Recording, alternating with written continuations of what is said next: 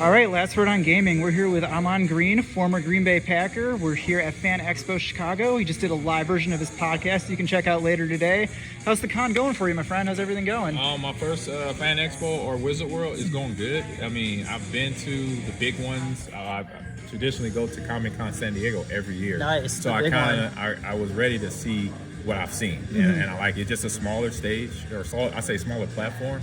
But I was able to get in the panel for Carl Weathers. Yeah, that's big awesome. Fan, from Action Jackson, Predator, now Mandalorian, and he's still doing it. It's just a big fan. And he's an Rocky movies. Right. He's an athlete too, former athlete, and I'm a so it's just like I have that connection since I was little, before I became a pro athlete. But just seeing, his movies were all action movies, very cool, and just to see him now in person and how he's talking about his career and influencing everybody in a positive manner. It's just great to see. And then when coming to these cons, it's cool. Like my buddy John, who I'm with, it's his first official con. That's so cool. And he's like, oh my God. I'm like, that's the normal reaction, because you see stuff, t-shirts, hats, hoodies, coffee mugs with everybody, with the characters that we, from Marvel Comics, DC, Star Wars, that now it's like, oh, I could get that on a shoe. I could get stickers. And I was like, you're going to find a lot of stuff you can use at home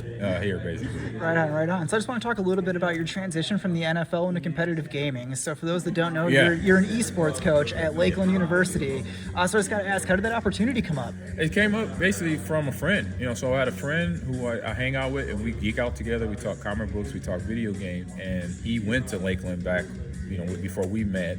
And then he was a teacher too, and so they contacted him. He would go back to campus from time to time, and they contacted him and said, "Hey, we're developing an esports program." And they asked him. They said, "Do you know anybody that could be the coach?" And he said, "I got a person for you." And he let me know. We went to grab our usual burger and drinks, and he said, "Ahman," he said, "Lakeland is developing an esports program," and I'm like, "Give me everybody, email, phone number."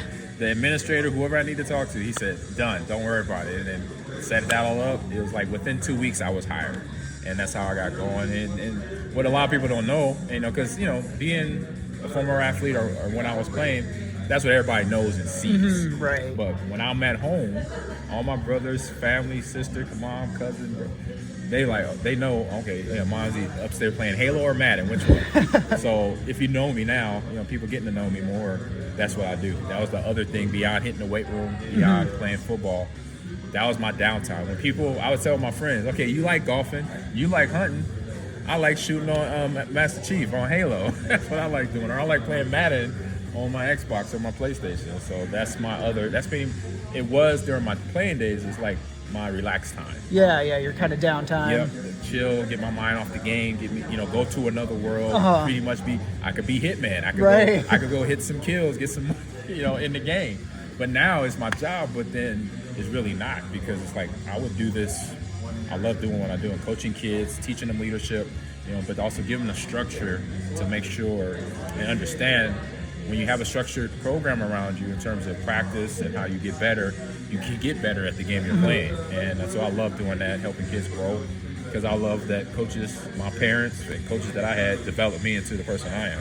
Awesome. And you touched on it a little bit a second ago, but what are kind of some of those skills that you took from competitive, professional level, NFL level football over to the esports in that realm? Easy, couple details. One is basically structure. From the time I started playing Little League flag football to now, or when I retired, it was, we had structure. 8 o'clock was this, at 8:15 was that, 8:30, it was all detailed, and we had to be somewhere at a certain time. You had to warm up, you had to, go into the individual drills to get your craft, holding on to the ball right or catching the ball. It was all that. And so along with that also is just the leadership side of it, is holding yourself accountable, saying that, okay, this is how we're going to play. We're going to play hard to the whistle. We're not going to, be toxic. We're not going to cheat. We're not going to, bend the rules. We're going to play within the rules, and we're going to play the best within the rules. And so I'm bringing that over, and it's still, it's a process. Right. You got to turn an esports athlete that really sometimes never really had that type of structure, because they're in their bedroom. Their mom and dad buys them the PC or the Xbox or the PlayStation and says, there you go, happy birthday, have at it, but don't realize it's almost it's a tool that needs some guidance behind it. You can't throw the remote. You can't get mad at the lag. Right. You can't chuck your monitor out the window because it's high. The FPS is slow. So it's now teaching those players that you gotta have calm. You gotta be calm. You gotta have patience. And you gotta have that kind of like that teamwork mentality. Like you're there to help your teammate be good too. They're gonna help you be good. Being in Halo, being in Call of Duty, League of Legends, everybody has a role to play. Right. And just because you might be a better player than your teammate, don't make if y'all lose, y'all lost. Just because you're ranked higher and they're ranked lower, and y'all not working together. So it's getting them to understand that aspect as well. Awesome. And, hey, thank you so much for your time. I just want to give you a second. We just saw an awesome live version of your Gamers Lounge podcast. Where can people find that podcast? Yeah. So usually, this is our first time remote. So you can usually find us live on Twitch and then record it, or live on Twitch and YouTube every Wednesday at 11 a.m. Central Time. And then we're on all the podcast areas. We're on iHeart, we're on Spotify, we're on Pandora, we're on Buzzsprout. I just found out that one. Sounder, SoundCloud, we're in all those places to listen to a podcast. And we got, like I said, this was episode 115, so you got 114 episodes to go back and listen to what other stuff we were able to break down.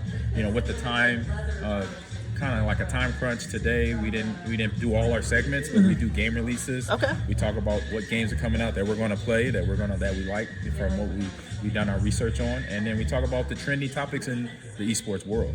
Stuff from all the stuff that's been on with Activision for the last year and a half. Right. Microsoft buying them later, and now that's a question mark. And then last week I think I talked about the Stream Deck. Yeah. It's starting to come out now. They're starting to get released finally. All the pre-orders that people put in, they're getting them this month.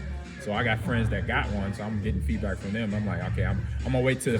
I know it's a tech thing, but it's a tech thing. You always wait to the second generation of the first release, because that first release is gonna have a lot of bugs, which we read about and it has. So that's where you would tune into the podcast and listen to on Ahman Green's Gamers Lounge, and then on social media we're on it's Ahman Green's Gamers Lounge.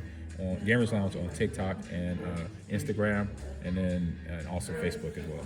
Right on. Well, we will be sure to check that out, and we will leave a link to all of those in the description below. Thank you so much for your time, Ahman, and thank you for listening in.